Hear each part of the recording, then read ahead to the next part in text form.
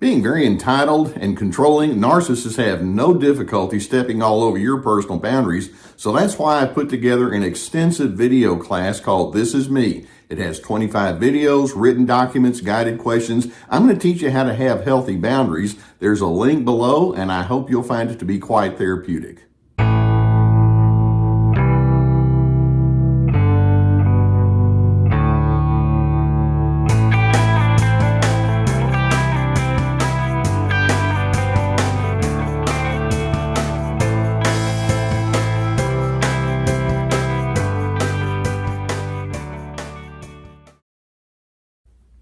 Research actually tells us that one of the primary characteristics that is part of a healthy personality is openness. And when we talk about openness, we're talking about having a sense of curiosity about how the world works and what's going on out there. We talk about somebody who wants to have new insights. There's a real curiosity that they bring to the equation whenever they engage with other individuals. Open people recognize there's much diversity and differentness built into our life experience, and so they just go into it with the thought that says, there's a whole lot that I can learn here. Now, let's contrast that with what we know about narcissists, and one of the driving features that we have in narcissism is they've decided, I cannot afford to be open. I cannot afford to let you know the real me. And so they bring a closed and a cover-up kind of a mindset toward you. And taking it a bit further, narcissists have not only decided that they can't be open, but sometimes just being dishonest and telling lies is necessary. That's what they think. Now, of course, they won't say it like that, but when you observe the way they engage with people, that's what they do.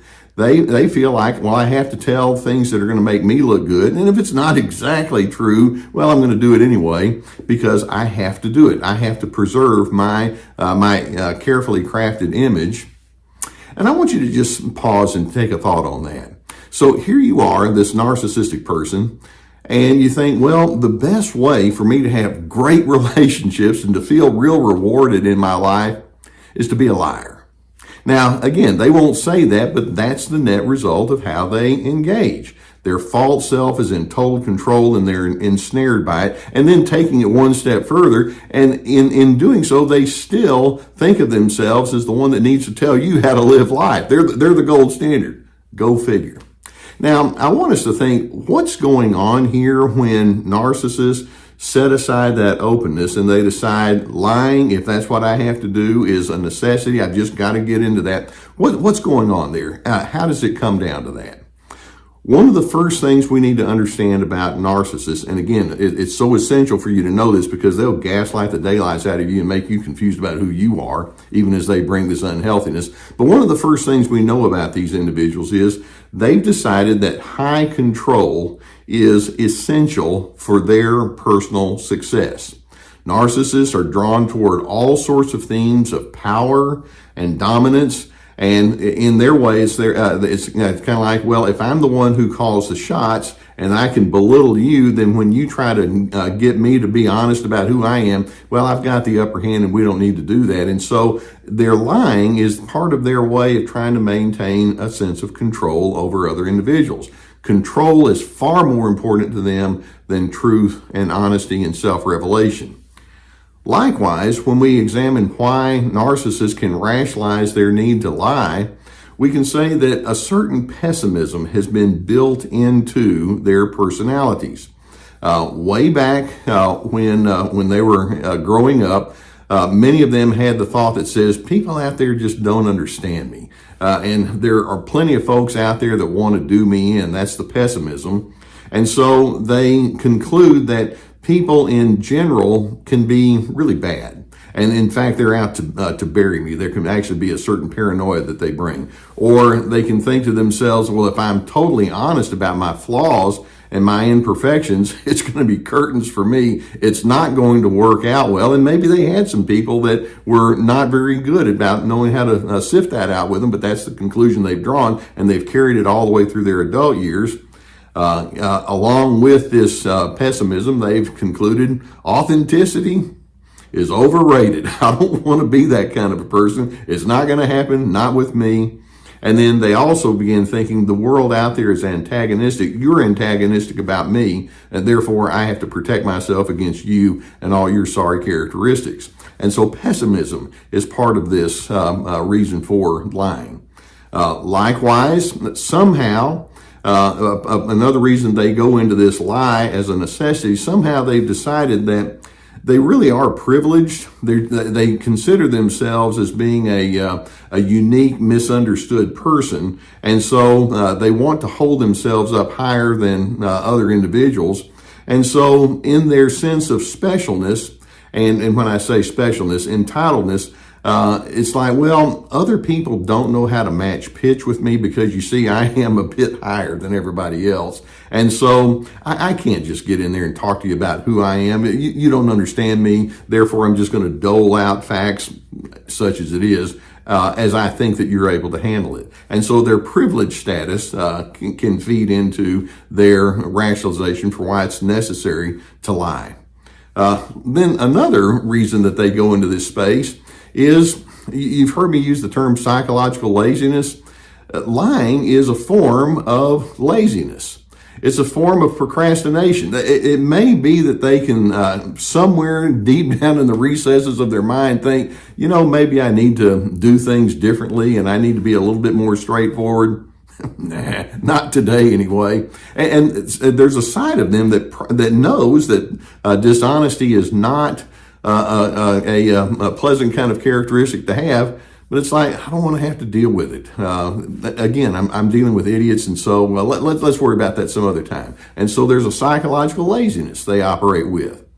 Likewise, as they lie, part of the reason they do is they've decided that lying and reframing who they are can be a good way of finding sympathy in an exploitive kind of way. For example, I so remember one woman who told me that she was in an abusive marriage and that her husband had shoved her. And later on, I found out through other sources that, the husband had shoved her, which is not a good thing, but it was because she had bit him. And so it's like, well, you didn't tell me that part. And so it's like, well, I'm just going to leave out certain key elements that make me look bad and make the other person look bad. And so narcissists are willing to lie because they're seeking out sympathy. And it's like they'll pick and choose different things that make them look good, even if it's like, there's a certain omission there. But that's okay. That's how they think. Or in addition, when narcissists lie out of necessity, it's their way of saying, I will not take responsibility for whatever foibles I've been involved in or whatever imperfections I have. In fact, you're the problem for me having my troubles in the first place. And so it allows them to go deep into their blame shifting mode. And then there's another reason that narcissists lie, and that is because it's easy. It's habit. And there are times when they'll tell lies and there's no particular discernible reason for it except it's just what I do. And so, again, we go back to the notion of openness and say that's how we can go if we're going to have healthy relations. And narcissists like, well, you need to be open to me so I know how to manipulate you. But of necessity, I am not going to do that. And whatever I have to do to twist the facts around, I'm quite willing to do that.